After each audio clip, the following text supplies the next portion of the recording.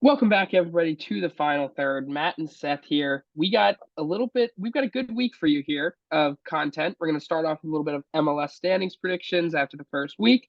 And then, as you can probably see at the bottom of my screen, the rest of the game plan for the week here. But anyway, we're going to start. We did a little bit of a combined conference standings for both the West and the East. This video, we're going to focus on the West. And then next video, we're going to focus on the East. So Very let's just simple. get let's just get it going. We're going to go one by one, just kind of tell you a little bit about each team and what we think. So anyway, coming in 14th in the Western Conference, we have Real Salt Lake. I don't I think just, that's a surprise to anybody. yeah, I mean, it for me, I think we'll get into this a little bit, but the Eastern Conference is extremely competitive, and it was Mm, really tough to figure out who was yeah. going to go where. Western Conference, you kind of know who's going to be in the top half, who's going to be in the bottom half. But then after that, it can just kind of jumble around within those halves. But I just think Real Salt Lake are probably the least talented of the groups here in the Western Conference. And they didn't have a good first showing uh, against Inter Miami on the opening night. Uh, they showed some flashes, but I just don't think they're going to be strong enough this season. So then we'll move over to 13th, where we have the San Jose Earthquakes. Just lost Cade Cowell to Liga MX, who's one of their best players. And they've got some good players, but overall their entire roster construction just isn't strong enough, in my opinion, to climb anywhere higher on these standings. I mean, I guess we could go through it without us in it and just use voices for the MLS thing, but Yeah. Now we're going to go to number 12 here in the standings with the Vancouver Whitecaps. I think the Whitecaps are a really interesting team and they could surprise people.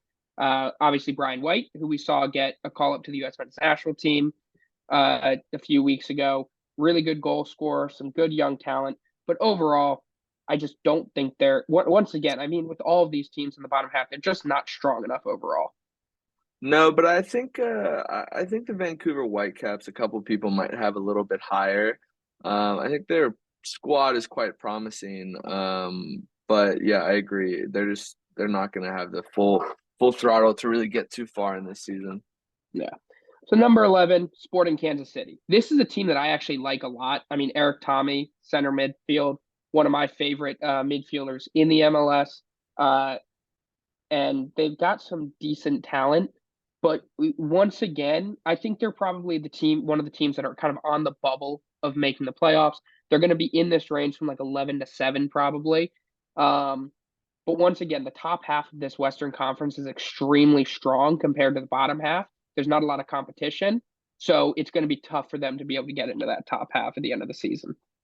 Do you think a lot of people are gonna agree with us putting Sporting Kansas this low?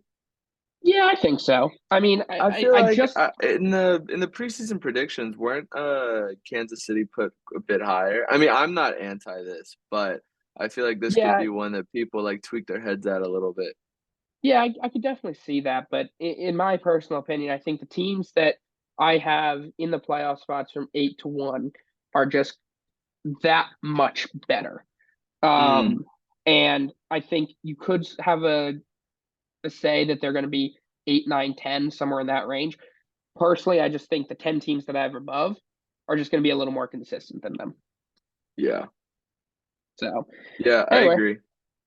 number 10, Colorado Rapids. Now, this is a team that has made a lot of noise this offseason. We've seen them bring in Georgia Mihalovic, who's one of my favorite players from Europe. They brought in a few other big time names. I just don't think it's going to be enough. Mm, They're going to be a good team.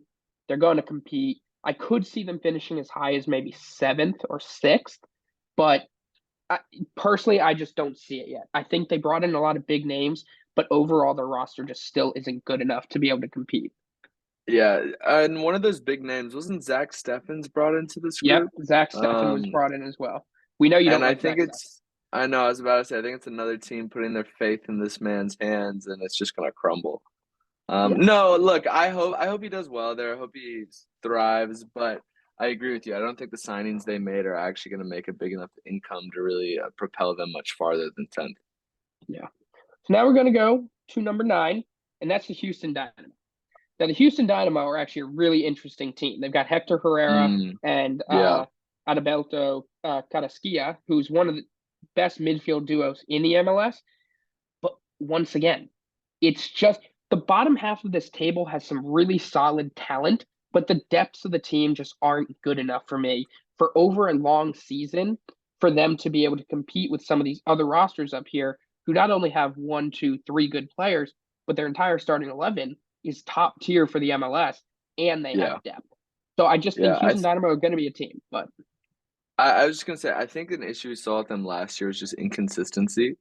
Like yep, one game they'll be solid, the next game it's nowhere. Kind of what we're seeing with Chelsea right now. yeah, Um, seriously. so I think you're right. I think the inconsistencies is just gonna keep them down.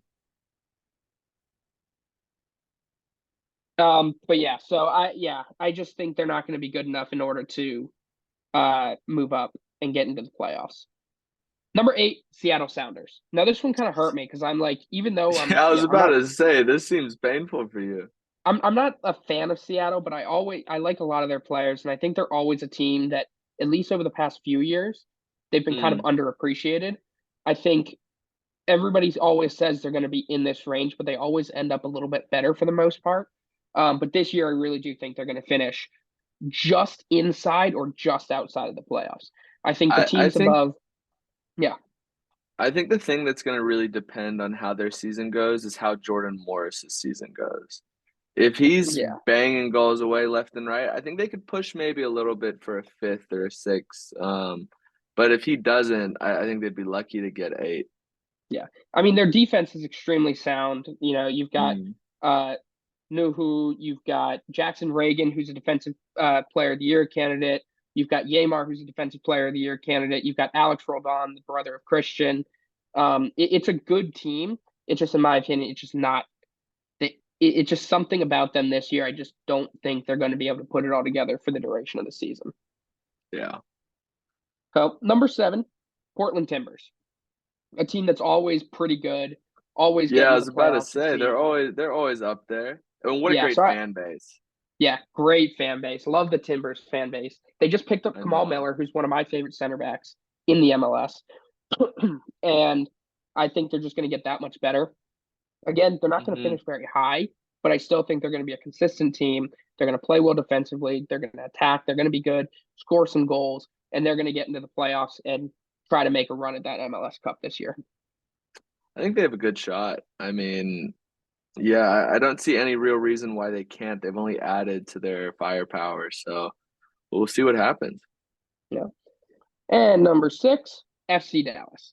This is another team that seems like they're always in the conversation. Jesus Pereira, one of the best strikers in the MLS, killing Mm. it there. They always have good depth, always have some good youngsters coming up. And this year they have a lot of good veterans as well, that should be able to help carry this team.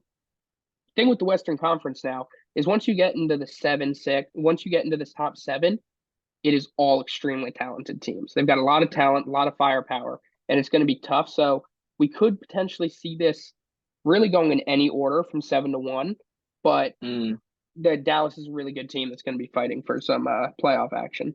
I think so. And they also just brought in their new Benfica signing, Petar Musa. So Yep, even more. I mean, yeah, I think it's going to be a goal scoring season this year in the MLS.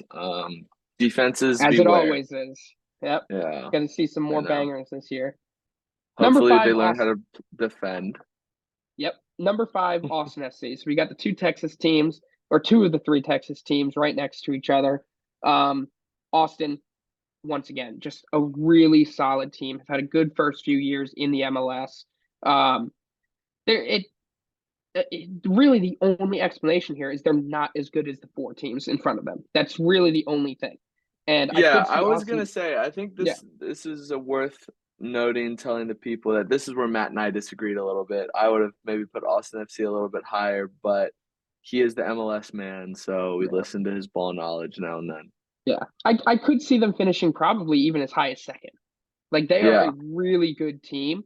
And as I said before, I think these top 6 to 2, probably, maybe even one, could really go in any order.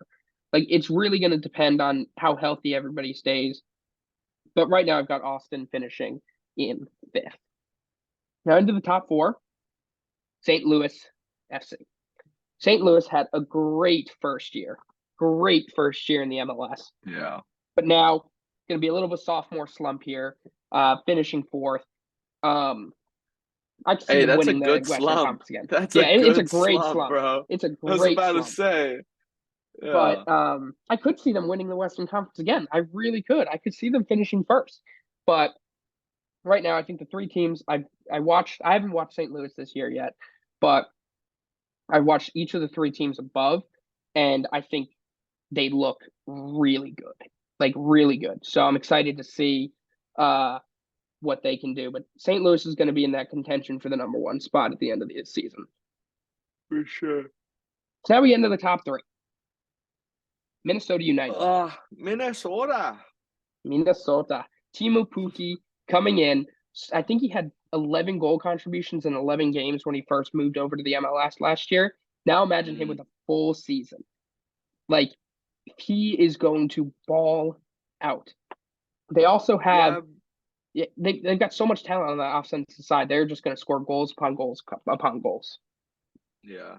I don't know. I think it'll be exciting to see what they do. They haven't ever really been a huge front runner in the MLS, like a team everybody knows and dies for. But I I th- I think in the coming future years we could see a bit more of that out of Minnesota.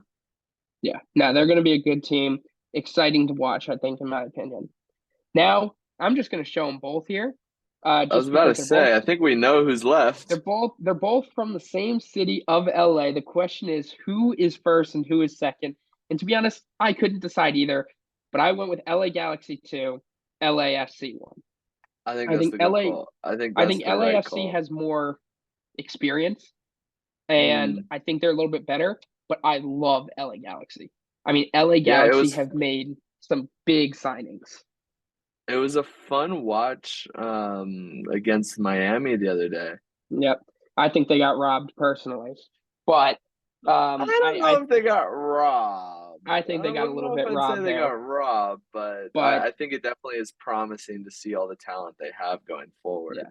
I mean Ricky Pooge, you've got Gabriel Peck, um, you've got I am blanking on his name, but the guy from the Belgian league, going down the wings. I mean, they are a really special team. I think they're going to score a lot Uh-huh. of goals. They've got a good defensive unit, as we discussed in our Miami Yes. versus Galaxy combined 11. But I just think LAFC are a little more experienced, really solid defense. Just signed Hugo Lloris as well as their goalkeeper. Yeah, I was about to And say that's huge. yeah, And you can't count out Carlos Vela. no, of course not. And obviously Dennis Buanga, who was the leading goal scorer last year in the MLS. So big time for LAFC, and they're going to win the Western Conference again, in my opinion. We'll see. We'll see. I mean, well, guys, let us know what you think of the predictions we got here. Comment down below if we're crazy, if we're on it. And let us know what you think about this MLS content.